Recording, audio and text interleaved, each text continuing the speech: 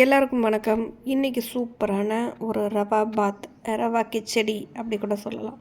ரொம்ப சூப்பராக இருக்கும். ரவா உப்புமா பிடிக்காதவங்க கூட இந்த மாதிரி நீங்கள் செஞ்சு கொடுத்தீங்க அப்படின்னா ரொம்ப விருப்பப்பட்டு சாப்பிடுவாங்க. இதுக்கு கடாயில் ஒரு 1½ டம்ளர் அளவுக்கு ரவை எடுத்து ஒரு கடாயில் போட்டு நான் லேசாக வறுத்துக்கிறேன். வறுக்கிறதுனா நீங்கள் போட்டு கலர் மாறுற அளவுக்கு வறுக்கணும் இல்லை, லேசாக அதில் சூடு ஏறி கொஞ்சம் தனித்தனியாக இருக்கிற மாதிரி வரும் இல்லையா, அந்த அளவுக்கு வறுத்தா போதும். தொட்டு பார்த்தா உங்களுக்கு அந்த சூடு ஏறி இருந்தால் போதும். இப்போ அந்த இதை ரவையை எடுத்து இன்னொரு தட்டில் மாற்றிக்கலாம். மாற்றிட்டு அதே கடாயில் ஒரு 1½ ஸ்பூன் அளவுக்கு நான் நெய் சேர்த்துக்கிறேன். நெய் சேர்த்துட்டு கொஞ்சமாக முந்திரி பருப்பை அதில் போட்டு நல்லா ஃப்ரை பண்ணிக்கிறேன். இந்த முந்திரி பருப்பு போட்டு செய்யும்போது தான் இந்த கிச்சடி நல்லா உங்களுக்கு ஒரு நடுவில் கடித்து சாப்பிடும்போது டேஸ்ட் நல்லா தெரியும் உங்களுக்கு. ஸோ அதனால் லைட்டாக ஒரு ப்ரௌன் கலரில் வந்ததுக்கப்புறமா ஒரு பாத்திரத்தில் அதையும் தனியாக எடுத்து வச்சுக்கோங்க. அதில் இருக்கிற எண்ணெயே போதும். வேணும்னா இன்னும் கொஞ்சம் நீங்கள் நெய்யோ இல்லைனா எண்ணெயோ சேர்த்துக்கலாம். சேர்த்துட்டு அதில் ஒரு பிரிஞ்சி இலை, கொஞ்சம் பட்டை, 2 லவங்கம், 2 ஏலக்காய், கொஞ்சம் சோம்பு, இந்த பட்டை சோம்பு ஐட்டங்கள் எல்லாத்தையும் போட்டு லைட்டாக வறுத்து விட்டுக்கோங்க. வறுத்துட்டு அது கொஞ்சம் ஃப்ரை ஆனதுக்கப்புறமா காரத்துக்கு பச்சை மிளகா சேர்க்க போகிறோம். நான் இன்றைக்கி ஒரு 3 பச்சை மிளகா காரத்துக்கு எடுத்துருக்கிறேன். நல்ல குறுக்காகவும் கட் பண்ணியிருக்கிறேன், நீட்டாக நடுவில் வகுந்தும் போட்டிருக்கிறேன். ஸோ அந்த மாதிரி ஒரு 3 பச்சை மிளகா கட் பண்ணிவிட்டு அந்த எண்ணெயிலேயே போட்டு அதில் ஆட் பண்ணிக்கிறேன். ஃபஸ்ட்டு நீங்கள் பச்சை மிளகா நீங்கள் சேர்த்துட்டீங்க அப்படின்னா அந்த பச்சை மிளகாவோட காரம், அந்த வாசம் எல்லாமே உங்களுக்கு அந்த சேர்த்துருக்கிற எண்ணெயிலையும் நெய்லேயும் உங்களுக்கு சேர்ந்துடும். அப்போ உங்களுக்கு அந்த டிஷ் நல்ல ஒரு வாசனையும் இருக்கும், காரமும் உங்களுக்கு நல்லாயிருக்கும். ஒரு சின்ன துண்டு இஞ்சியை லைட்டாக தட்டிட்டு சேர்த்துக்கிறேன். அதே மாதிரி பூண்டு ஒரு 3லேருந்து 4 பல், பெரிய பூண்டு 4 பல் பூண்டு எடுத்து அதையும் குட்டி குட்டியாக கட் பண்ணிவிட்டு சேர்த்துக்கோங்க. நீங்கள் ரெண்டையுமே நல்லா நச்சு கூட நீங்கள் சேர்த்துக்கலாம், இல்லைன்னா நல்லா ஃபைனாக கூட கட் பண்ணிவிட்டு கூட நீங்கள் சேர்த்துக்கலாம். நான் சும்மா லேசாக இடிச்சிட்டு அப்படியே சேர்த்துக்கிறேன். இப்போ இதிலே கொஞ்சம் கருவேப்பிலையும் ஆட் பண்ணிக்கலாம். ஆட் பண்ணிவிட்டு நல்ல பெரிய வெங்காயம், பெரிய சைஸ் வெங்காயமாக ஒரு வெங்காயம் நல்ல இந்த மாதிரி நீட்டு வாக்கில் ஸ்லைஸ் பண்ணிவிட்டு நல்லா உதுத்த மாதிரி விட்டுக்கோங்க. இல்லைன்னா உங்களுக்கு ஒரே பக்கமே தங்குற மாதிரி இருக்கும். ஸோ அதனால் லைட்டாக ஒரு மாட்டி ஒரு பிசைஞ்ச மாதிரி உதுத்த மாதிரி உதுத்துட்டு அப்படி அதில் சேர்த்து லைட்டாக வதக்கிட்டு ஒரு மீடியம் சைஸ் தக்காளி பழம் அதையும் குட்டியாக கட் பண்ணிவிட்டு அந்த வெங்காயத்தோடு ஆட் பண்ணிடலாம். ஆட் பண்ணி இது எல்லாத்தையும் சேர்த்து நல்லா வதக்கி விட்ருங்க.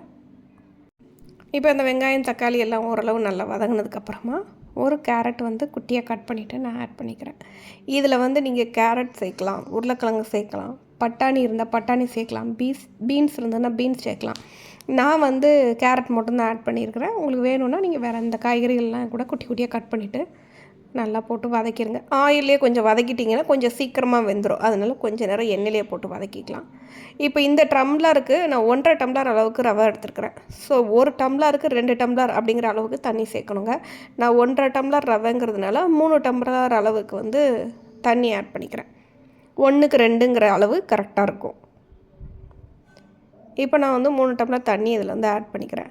ஆட் பண்ணிவிட்டு இந்த உப்புமாவுக்கு தேவையான உப்பு நம்ம சேர்த்துடலாம். கல் உப்பு சேர்த்துக்கிறேன். கல் உப்பு சேர்த்துட்டு நல்லா கொதித்ததுக்கப்புறம் நீங்கள் உப்பு கொஞ்சம் செக் பண்ணிக்கோங்க. ஸோ அதனால் கொஞ்சம் அது மூடி வச்சு கொதி வரட்டும். லேசாக கொதி வந்ததுக்கப்புறமா ஓப்பன் பண்ணிவிட்டு கொஞ்சமாக மஞ்சள் தூளும் கொஞ்சமாக சாம்பார் தூள் நான் சேர்க்குறேன். நீங்கள் சாம்பார் தூளுக்கு பதிலாக தனி மிளகாத்தூள் இருந்தால் சேர்த்துக்கலாம், அதுவே கூட போதும். ஆனால் சாம்பார் தூள் சேர்க்கும்போது கொஞ்சம் ஃப்ளேவர் நல்லாயிருக்கும். ஸோ இந்த இடத்துல இது நல்லா கொதித்ததுக்கப்புறமா நீங்கள் உப்பு காரம் நாக்கில் அந்த தண்ணியை வச்சு பார்க்கும்போது கொஞ்சம் உப்பு கூட இருக்கிற மாதிரி பார்த்துக்கோங்க. ஸோ இது நல்லா கொதி வரட்டும். கொதி வந்ததுக்கப்புறமா ரவை சேர்த்துக்கலாம். இப்போ இதை மூடி வச்சு நல்லா கொதி வந்துருச்சு. ஓரளவு கேரட்டெல்லாம் இந்த இடத்துல நல்லா வெந்து வந்திருக்கும் உங்களுக்கு. ஸோ அதனால் இப்போ இதுக்கப்புறமா நம்ம ரவை சேர்த்துக்கலாம். ரவை கொஞ்சம் கொஞ்சமாக சேர்த்துட்டு அப்படியே மிக்ஸ் பண்ணி விட்டுக்கோங்க. எப்போவுமே நம்ம தண்ணி நல்லா கொதித்ததுக்கப்புறம் எந்த பொருள் மாவாக இருந்தாலும் ரவையாக இருந்தாலும் சேரும்போது டக்குன்னு உங்களுக்கு கட்டிகளை தான் செய்யும். ஸோ நீங்கள் கைவிடாமல் ஓரளவு கிண்டிக்கிட்டே இருக்க உங்களுக்கு அந்த கட்டிகள்லாம் போய் உங்களுக்கு நல்ல ஒரு பதத்தில் உங்களுக்கு கிடச்சிரும். ஸோ மெதுவாக நீங்கள் ரவையை சேர்த்துட்டு இந்த மாதிரி கிண்டி விட்டுட்டே இருங்க. பார்த்தா உங்களுக்கு நல்லா சேர்ந்த மாதிரி இருக்குது, ஆனால் பாருங்கள் நடுவில் கொஞ்சம் கட்டிகள் இருக்குது பார்த்தீங்களா.